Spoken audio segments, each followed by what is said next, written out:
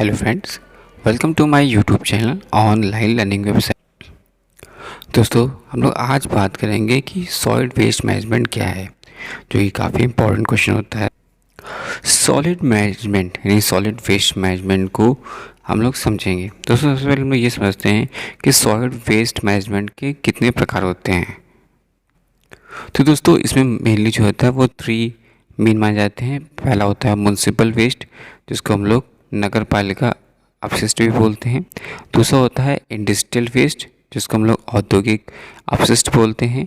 और तीसरा होता है भयावह अपशिष्ट, जिसको हम लोग बोलते हैं हाजार्डस वेस्ट।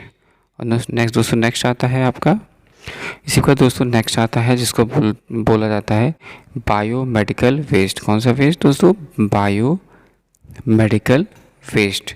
दोस्तों, ये मेन जो होते हैं वो 4 टाइप्स के होते हैं, जिसमें बताया आपको पहला म्युनिसिपल वेस्ट, फिर आपका इंडस्ट्रियल वेस्ट, फिर आपका हजार्डियस वेस्ट और फिर हमारा बायोमेडिकल वेस्ट। तो हम लोग पहले ये समझते हैं कि नगर पालिका अपशिष्ट या म्युनिसिपल वेस्ट क्या होता है। दोस्तों, इस प्रकार के अपशिष्ट में कूड़ा करकट, राख, नए नए भवनों का निर्माण एवं पुराने भवनों से क्षय से प्राप्त अपशिष्ट, उपचार संयंत्रों से प्राप्त अपशिष्ट एवं विशेष अपशिष्ट सम्मिलित होते हैं। इसमें आप देख सकते हैं, पहला होता है भोज्य पदार्थ अपशिष्ट, फिर राख, फिर सूखा कचरा, फिर निर्माण एवं दाह अपशिष्ट, उपचार संयंत्र अपशिष्ट, विशेष अपशिष्ट। तो दोस्तों, जैसे कि भोज्य पदार्थ अपशिष्ट होते हैं, ये खाद्य व्यर्थ ऐसा व्यर्थ है जैसे कि आपका फलों हो गया, तरकारियाँ हो गया, खाना पकाने एवं खाना में हुए व्यर्थ के रूप में जो होता है उसको हम लोग फूड वेस्ट में आता है। ऐसे व्यर्थ जिसमें कि शीघ्रता से गर्म मौसम से अपघटित हो जाता है और दुर्गंध पैदा करता है। इससे क्या होता है कि जैसे कि मक्खी, मच्छर, पिशु व चूहे आदि इसमें तेज़ी से पनपते हैं।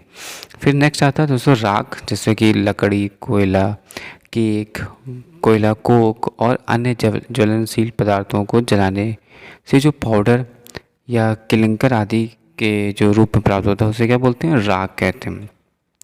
फिर जैसे हम जानते हैं सूखा कचरा किसे कहते हैं, जिसको इंग्लिश में बोलते हैं रबिश। जैसे कि भोज्य पदार्थ के अपशिष्ट के छोड़कर सभी प्रकार के ज्वलनशील एवं अज्वलनशील ठोस अपशिष्ट को ही सूखा कचरा कहा जाता है। ज्वलनशील पदार्थ जिसमें कि हम लोग कागज, कार्डबोर्ड, कपड़ा, प्लास्टिक, रबड़, चमड़ा, फर्नीचर ये सब आते हैं। जबकि अज्वलनशील पदार्थ ऐसे होते हैं जिसमें कंक्रीट, कांच, टिन, एल्युमिनियम और कनस्तर आदि। नेक्स्ट बात करते हैं जैसे कि निर्माण एवं ढाह अपशिष्ट, जिसको हम लोग बोलते हैं construction and demolition waste. Construction and demolition waste की बात करते हैं तो इसमें मकान एवं संरचना आदि के बनाने में जैसे कि ईंट हो गया, पत्थर हो गया, रोड़ी हो गया, सीमेंट हो गया, विद्युत अवयव हो गए, ये आदि व्यर्थ के रूप में प्राप्त होते हैं। इस प्रकार की संरचना को तोड़ने से भी प्लास्टर की जो पाइप होती हैं, टूट फूट आदि के रूप में जो ठोस पदार्थ व्यर्थ पदार्थ होता है। आगे बात करते हैं जिसको बोला जाता है उपचार संयंत्र अपशिष्ट या ट्रीटमेंट प्लांट वेस्ट, जिसमें कि आप ये देख सकते हैं कि जितने भी विभिन्न प्रकार के सीवेज उपचार संयंत्रों से जो प्राप्त ठोस एवं अर्ध ठोस अपशिष्ट जो है वो नगर पालिका का अपशिष्ट इसके अंतर्गत आता है। फिर बात करते हैं विशेष अपशिष्ट, जिसको हम लोग बोलते हैं स्पेशल वेस्ट। इसके अतिरिक्त जो आप देखते हैं गलियों में जो झाड़ू लगाते हैं, झाड़ू लगाना, कैच बेसिन का अपशिष्ट हो गया, और इसके साथ ही साथ मृत जानवर, वाहनों के टूटे फूटे पुर्जे आदि, ये सब जो होते हैं वो किस में आते हैं? म्युनिसिपल वेस्ट के अंतर्गत आते हैं। दोस्तों, अब हम लोग बात करेंगे इंडस्ट्रियल वेस्ट की। तो इंडस्ट्रियल वेस्ट जैसे कि आपको नाम से ही पता है कि जो उद्योगों में जो होता है व्यर्थ, वो चीज़ बात की जा रही है, तो इंडस्ट्रियल वेस्ट के अंतर्गत। तो दोस्तों, उद्योगों से जो सॉलिड वेस्ट यानी कच्चे पदार्थ जैसे उत्पादों से, मशीनों से, टूटे फूटे भागों से, संरचनाओं के निर्माण से, मरम्मत या डेमोलिशन आदि से जो इकट्ठा होता है। औद्योगिक ठोस व्यर्थ की प्रगति जो होती है उद्योगों की किस्म, उसके उत्पाद, मात्रा व स्थिति आदि पर आधारित होती है। अगर हम लोग बात करते हैं जैसे कि औद्योगिक जो व्यर्थ हैं वो स्वतः ही ज्वलनशील, विस्फोटक या विषैला, जिसको हम लोग बोलते हैं टॉक्सिक या रेडियोधर्मी हो सकता है। रसायन उद्योगों में कार्बनिक और अकार्बनिक दोनों प्रकार के अपशिष्ट जो होते हैं वो हमें प्राप्त होते हैं। नेक्स्ट हम लोग बात करते हैं हजार्डियस वेस्ट। तो दोस्तों जब हम लोग बात करते हैं हज़ार्डियस वेस्ट, जिसको हम लोग बोलते हैं भयावह अपशिष्ट हिंदी में, तो भयावह अपशिष्ट जो होता है वो होता है जो तुरंत अपना प्रभाव डालते हैं या दीर्घकाल तक इनका असर बना रहता है। इसमें प्रमुख रूप से जो आते हैं जैसे स्वतः ज्वलनशील होना, अपचकारी पदार्थ हो गए, अति सक्रिय पदार्थ हो गए और जहरीले पदार्थ। भयावह जो अपशिष्टों में रसायन हो गए, रेडियोधर्मी पदार्थ हो गए, जैविक अपशिष्ट हो गए, विस्फोटक एवं अत्यधिक घुलनशील एवं ज्वलनशील पदार्थ ही सम्मिलित समझे जाते हैं। अगर हम बात करें जैविक अपशिष्ट पदार्थों के प्रमुख सोर्स, तो अस्पताल एवं जैविक अन्वेषण केंद्र है।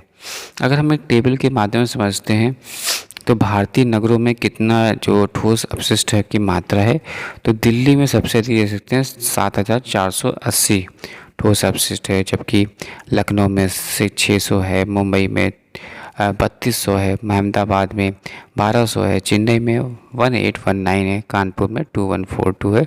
इस तरह से पुणे और बेंगलुरु आते हैं। अब हम लोग बात करते हैं जैव चिकित्सक अपशिष्ट के बारे में, जो कि हम लोग बोलते हैं बायोमेडिकल वेस्ट। दोस्तों जब हम लोग बायोमेडिकल वेस्ट की बात करते हैं तो कोई भी ठोस पदार्थ अथवा द्रव अपशिष्ट जो कि मनुष्यों एवं जानवरों के परीक्षण या उसके ट्रीटमेंट या जैविक खोज के कार्यों से जो उत्पन्न होता है उसे हम लोग जैव चिकित्सीय अपशिष्ट कहते हैं। जैव चिकित्सीय अपशिष्ट जो का आकलन हम बात कर रहे हैं तो इस प्रकार से करते हैं, जैसे कि कानपुर के 3 अस्पताल ले लें, लाला राय और रेजेंसी मेडिकल डायग्नोस्टिक सेंटर और मीरजपुर अस्पताल। तो यहाँ पर आप देख सकते हैं नंबर ऑफ जो बिस्तरों की संख्या है उसके हिसाब से जो उसकी मात्रा है वो आप यहाँ पर देख सकते हैं। 216 ग्राम बिस्तर प्रतिदिन, 651 ग्राम बिस्तर प्रतिदिन और 110 ग्राम बिस्तर प्रतिदिन के हिसाब से। तो यूपी में सभी अस्पतालों में कुल 63,000 बिस्तर हैं, तो जिसमें लगभग 43,000 का जो केजी है वो जैव रासायनिक या जैव चिकित्सक अपशिष्ट जो होता है वो उत्पन्न हो जाता है। इसके उपचार की बात की तो इसमें मेन आता है आपका इसका जलाना यानी इंक्रीनेशन, फिर कीटनाशन और रसायनों के लिए। दोस्तों thanks for watching and sharing.